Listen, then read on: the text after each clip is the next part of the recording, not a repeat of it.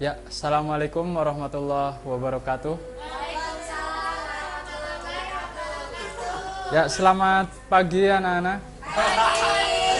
Ya, kembali lagi kita belajar PJOK, tetapi metodenya berbeda. Kali ini tidak kita laksanakan langsung di lapangan, tetapi kita belajar dulu teorinya di dalam kelas dengan metode pembelajaran jarak jauh. Kali ini kita akan mempelajari materi cabang olahraga. Cabang olahraga ini olahraga pilihan karena tidak semua sekolahan mengadakan olahraga ini. Olahraga ini saya pilih sengaja karena disesuaikan dengan sekolah Islami kita, yaitu olahraga panahan. Panahan, kalian tahu kan panahan? Ya. Zaman dulu olahraga panahan itu dipakai untuk mempertahankan hidup orang pada zaman itu. Karena apa? Karena zaman dulu tidak ada kompetisi yang dipakai untuk olahraga panahan. Hanya digunakan untuk memanah, berburu, kemudian berburu untuk mempertahankan hidup manusia pada zaman itu.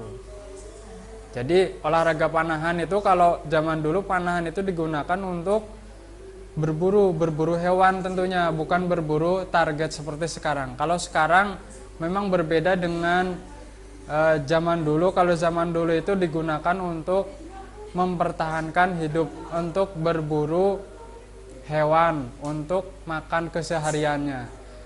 Kalau sekarang olahraga panahan itu digunakan untuk kompetisi, untuk mencari prestasi. Prestasi apa? Prestasi yang tertinggi seperti di Olimpiade, juara 1, juara 2, juara 3. Minimal hari ini saya akan memperkenalkan kepada kalian minimal tahu tekniknya dulu. Jadi kalau kalian di tingkat sekolah SMA, SMK itu minimal kalian tahu teknik, kemudian bisa mengetahui bakat kalian mengenai olahraga panahan. Karena apa? Karena kalian bisa berprestasi di bidang olahraga panahan seperti yang sudah didapatkan sekolah kita. Alhamdulillah tahun kemarin bisa berkompetisi di Popda tahun yang lalu. Jadi saya pun untuk tahun ini akan memperkenalkan kepada kalian bagaimana olahraga panahan itu bisa dilakukan di sini di sekolah. Oke, sebelum nanti ke materi inti yaitu tentang teknik dasar, saya akan memperkenalkan dulu peralatan apa yang harus dimiliki oleh kalian sebelum berkompetisi atau sebelum belajar, supaya nanti ketika kalian praktek di lapangan nanti tidak sering bertanya kepada Pak Ade ini alat apa, kemudian digunakan untuk apa. Langsung saja. Olahraga panahan itu minimal ada 3 alat yang harus dimiliki sebelum kalian melakukan olahraga atau praktek panahan di lapangan nanti. Kalau tidak ada ketiga alat ini, kalian tidak boleh melakukan olahraga panahan. Karena apa? Karena syaratnya ada 3. Syarat keempat itu ada lagi. Syarat keempat itu aksesoris atau tambahan alat. Tambahan alat itu digunakan untuk melengkapi ketiga alat yang wajib dimiliki. Apa saja? Yang pertama, alat yang harus dimiliki itu busur panahan. Busur panahan seperti apa? Seperti ini. SMK Ihsaniyah sudah memiliki alat yang standar nasional yang bisa dipakai untuk kompetisi. Seperti apa alatnya? Ini alat sudah standar bisa digunakan untuk kompetisi lomba tingkat nasional. Ini alat yang pertama. Yang kedua yang wajib dimiliki itu anak panah. Anak panah seperti apa? Seperti ini. Ini anak panah. Ada ujung depan, batang sama ekornya. Ini anak panah. Kemudian alat yang ketiga yang wajib dimiliki sebelum praktek olahraga di lapangan, sebelum praktek panahan, itu apa? Alat yang ketiga itu targetnya. Jadi percuma kalian tidak punya target, kemudian olahraga nanti jangan-jangan nanti salah sasaran. Ada ayam kemudian dipanah, itu kan sangat berbahaya, itu jangan. Jadi ketiga alat itu yang wajib dimiliki oleh kalian sebelum praktek nanti di lapangan. Nah, setelah saya jelaskan tadi ada 3 alat yang wajib dimiliki, kali ini akan saya jelaskan dulu alat-alat dan fungsinya itu apa aja. Yang pertama, kita masuk ke alat yang pertama, busur. Ini. Busur ini sudah standar bisa digunakan untuk kompetisi. Ini. Di sini ada beberapa alat yang perlu kalian ketahui dan fungsi-fungsinya. Yang pertama, ini yang saya pegang. Kalau keseluruhannya ini namanya busur ya, ini namanya busur. Tetapi kalau yang khusus saya pegang, ini pakai tangan kanan, ini namanya riser atau pegangan busur. Jadi tidak sembarangan memegang panahan atau busur panahan, tidak boleh di sini atau di bawahnya. Jadi harus di titik keseimbangan di sini. Biasanya ada tanda X. Nah, di sini. Ini yang wajib kalian pegang itu di sini. Pakai tangan kiri. Begini. Kemudian alat yang kedua di dalam busur apa? Ini. Lim atau batang busur. Batang busur atas dan batang busur bawah. Digunakan untuk apa? Untuk mengeluarkan tenaga atau pegas dalam busur. Jadi kekuatannya akan terkumpul di sini sebelum melesatkan anak panah. Ini alat yang kedua. Alat yang ketiga apa? Alat yang ketiga itu tali busur ini atau string namanya. String ini digunakan untuk apa? Digunakan untuk menarik anak panah sebelum dipanahkan ke target. Ini namanya tali busur atau string. Kemudian alat berikutnya apa? Ini. Alat berikutnya yang perlu ada itu pembidik. Pembidik ini digunakan untuk meluruskan atau memperkirakan supaya nanti bisa kena target dengan mudah. Kena target ini yang kuning. Kemudian alat berikutnya apa? Alat berikutnya arrow rest. Arrow rest itu ini yang putih. Digunakan untuk apa? Digunakan untuk menaruh anak panah. Jadi anak panah itu ini ditaruhnya di sini. Jadi ini ya arrow rest atau tempat untuk menaruh anak panah di sini. Nah, kemudian berikutnya yang terakhir apa? Ini yang warna biru kebetulan. Ini apa sih? Nah, ini itu stabilizer atau stabilizer. Digunakan untuk apa? Digunakan untuk menyeimbangkan supaya nanti kena target yang warna kuningnya yang maksimal lebih mudah. Ini fungsinya stabilizer. Jadi dari busur ini banyak sekali alat yang perlu kalian ketahui dan harus diketahui manfaatnya dan fungsi-fungsinya terlebih dahulu. Ini alat yang pertama itu busur. Berikutnya alat yang perlu kalian miliki sebelum panahan. Ini tadi sudah saya singgung sedikit mengenai anak panah. Anak panah ini ada nama-namanya. Jadi anak panah ini memiliki ujung depan, kemudian batang anak panah, kemudian ekor anak panah. Memiliki fungsi tersendiri ya. Kemudian ada sirip atau sayapnya. Ada 3 sirip di sini. Yang satu warnanya berbeda sendiri dengan warna yang lain. Untuk menandakan atau untuk mempermudah kalian dalam nanti praktek memanah. Jadi tidak boleh yang warnanya satu ini tidak boleh menabrak busur panahan. Jadi nanti akan disesuaikan dengan busur panahan.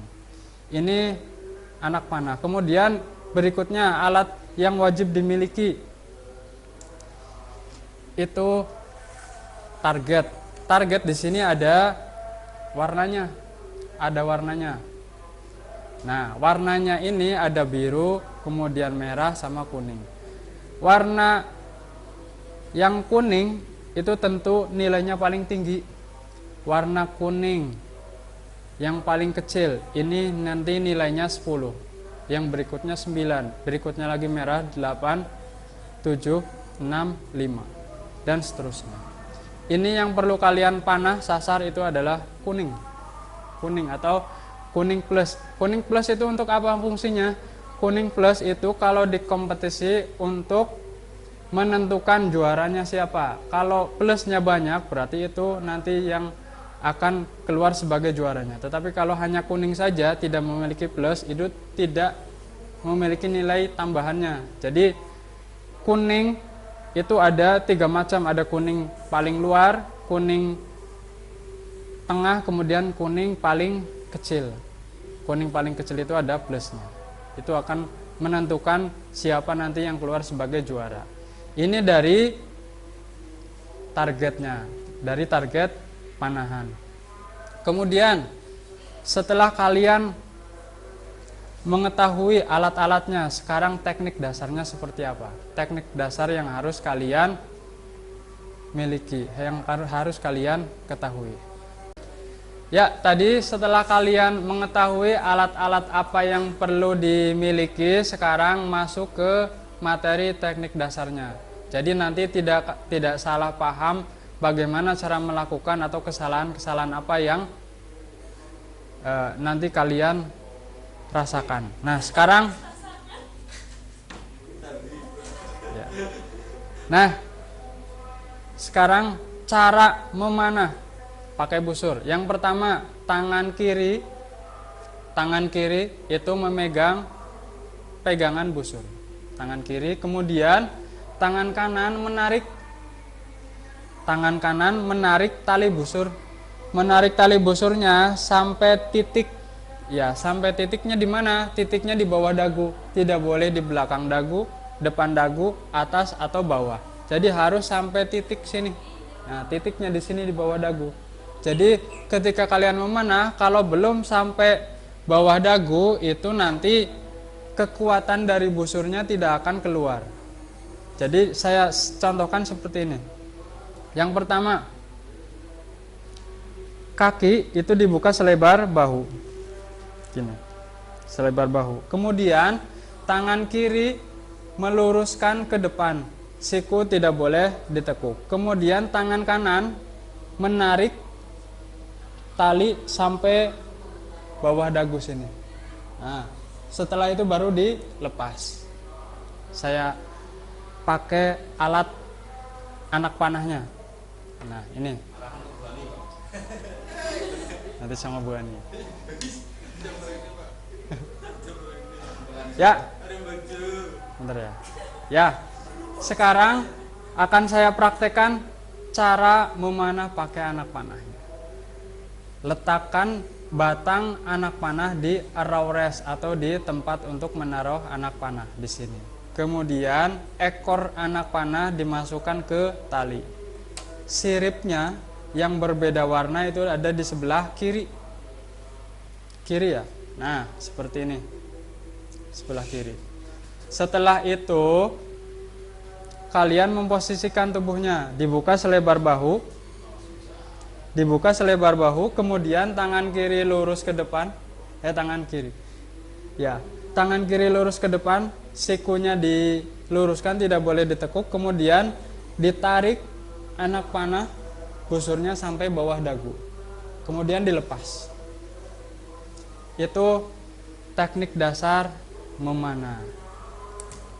Nah, kalian pasti sudah paham sampai sini, ya. Tuh, kemudian